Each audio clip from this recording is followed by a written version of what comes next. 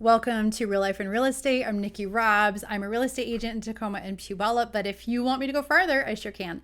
And if you're looking to buy, sell, or invest, or vacant land, or any of your dreams, commercial, church properties, anything, I'd love to be your helper in that process. I'd love to be on your team. So today is a little different. Don't have a guest today. Now, I started this podcast because I wanted to create a real library of information so that you would have a resource to go to anytime a question popped up. If that was, who's a great lender? Who is great lawn care? How do I handle this as a homeowner? How do I handle this as a future homeowner? I wanted to create all of this stuff that you could find whenever you were really ready for it. So if you don't need an excavator this week, no problem. I introduced one to you. That episode just launched on Monday. And maybe you need solar power.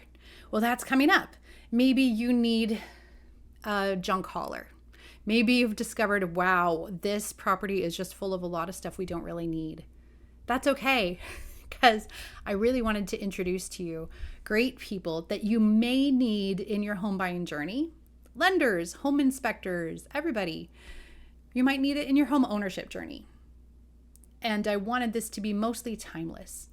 But today I'm going to cover a slightly timely topic, and that is inventory.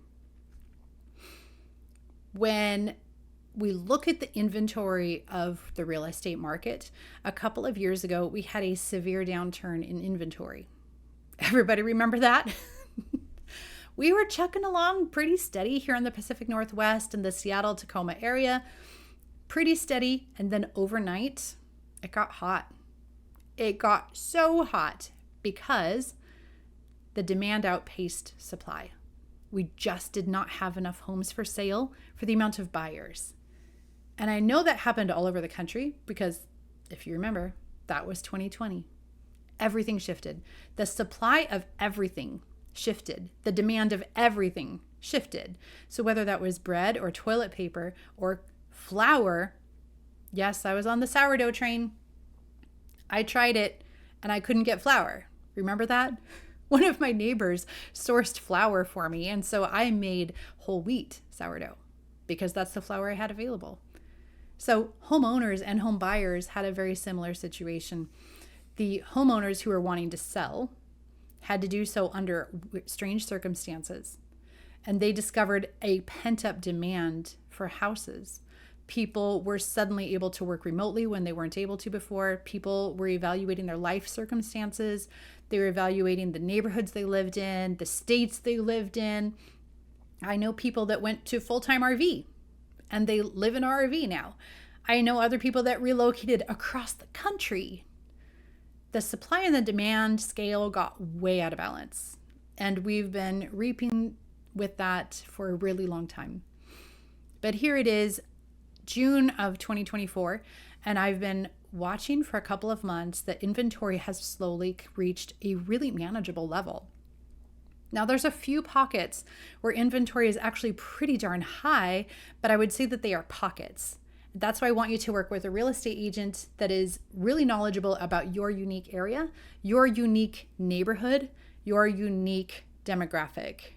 There's a certain neighborhood in South Hill in Puyallup that has a ton of homes.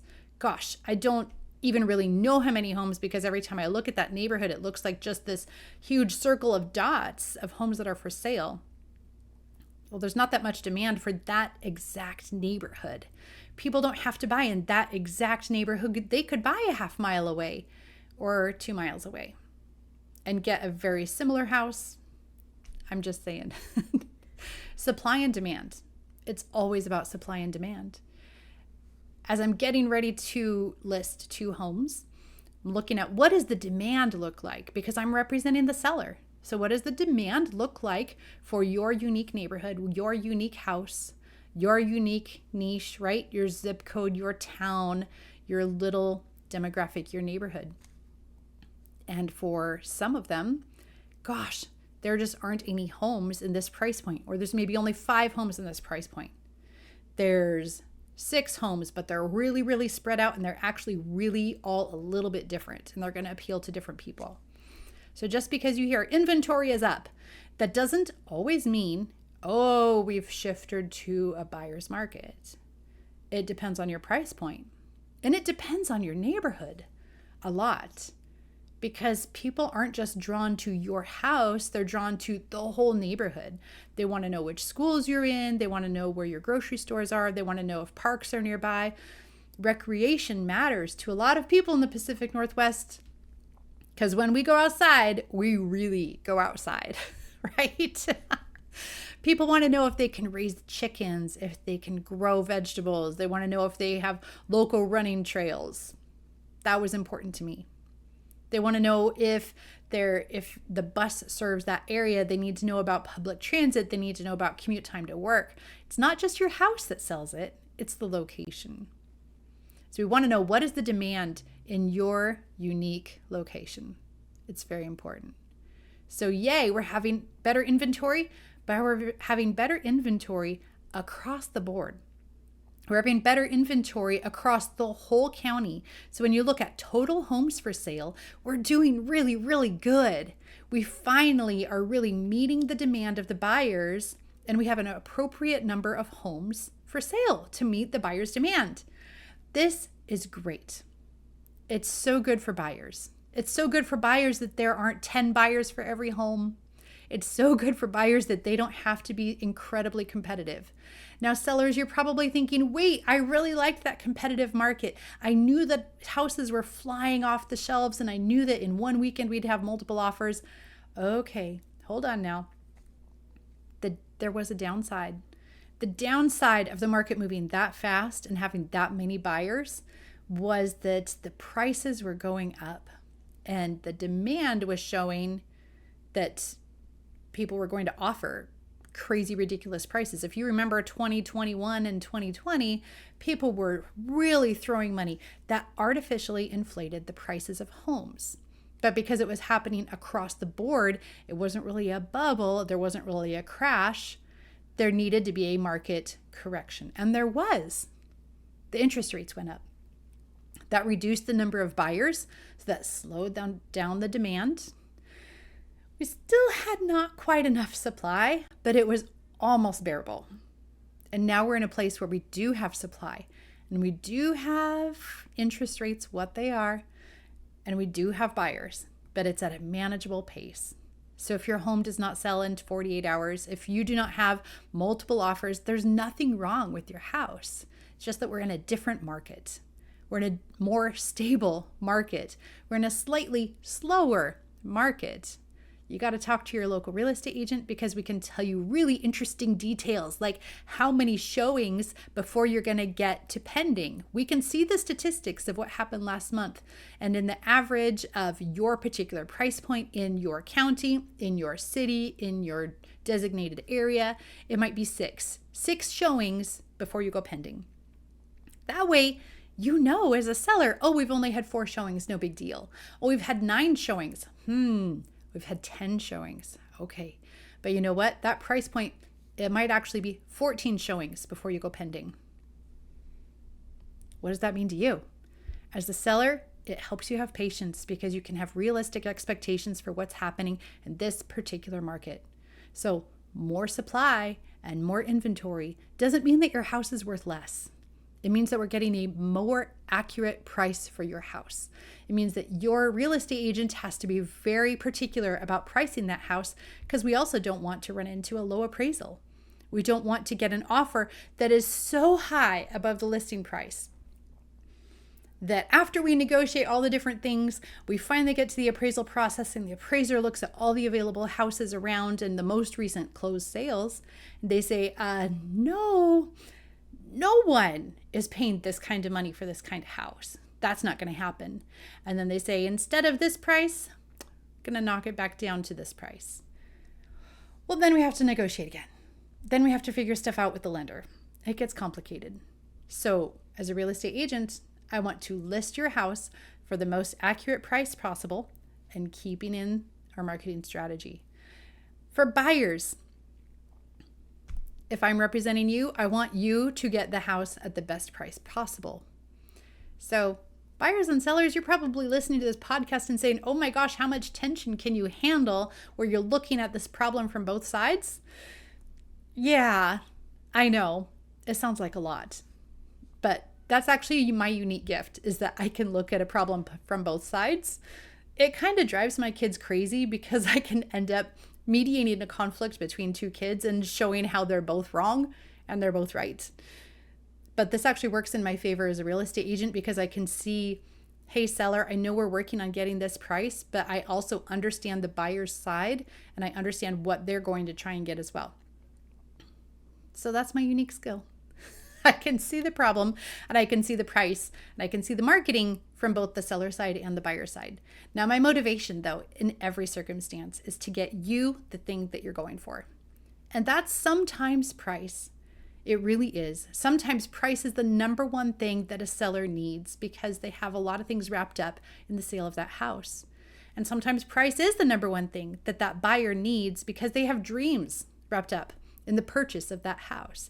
And they need it to happen for a certain price so that they can still afford that next step, whether that's new flooring, putting in gardens, if that's moving someone in with them, maybe it's a family member or maybe it's an expansion of their business.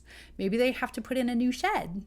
Maybe they have some upgrades to the home that need to happen. And so that home really does have to happen at a certain price because they have to afford the next step. But sometimes price isn't the number one thing. Sometimes it's location. Sometimes it's features. Sometimes it's about keeping kids in their school district with their friends. Sometimes it's about getting that big yard so that the pets have room. Sometimes it's just about moving from renting into owning, because now that you're not renting, you can paint that room all the colors you want. Now that you're not renting, you can launch that business from your garage. Now that you're not renting, you can get any kind of dog you want. You can have as many pets as you want. You can finally have chickens. And in some neighborhoods, you can have that mini cow or mini horse. Let me help you find a property that does allow mini cows and mini horses. I know a few. There's some cute ones out there. Highland cow, anybody? I knew someone that had a mini cow as a pet, and she was really adorable. So yes, out here in the Pacific Northwest, you can have a mini cow as a pet in certain locations. So thanks for being with me today.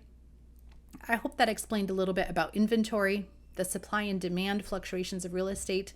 So even though this is airing in June of 2024, I really hope that this information was encouraging to you, whether it's December 2024 or June of 2025. No matter what the market is doing right now, I want you to learn on your real estate professionals, because we do like to deep dive and find out why things are happening the way that they are happening. What is the secret behind the numbers? What is the story that the numbers are telling? We care quite a lot because we want to represent our clients the very, very best that we can. We want that seller to get the price that they need so that they can move on into their next steps. We want that buyer to get the house so that they can expand in whatever it is that that house represents, whether that's business, family, yard and garden.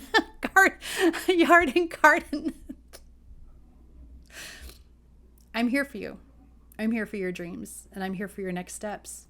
I can't wait to work with you. So if you're looking for your next steps and to pursue that next dream, whether that is your mini cow or expanding your business or finding the new home that has all of the acreage that you've ever wanted, please call me.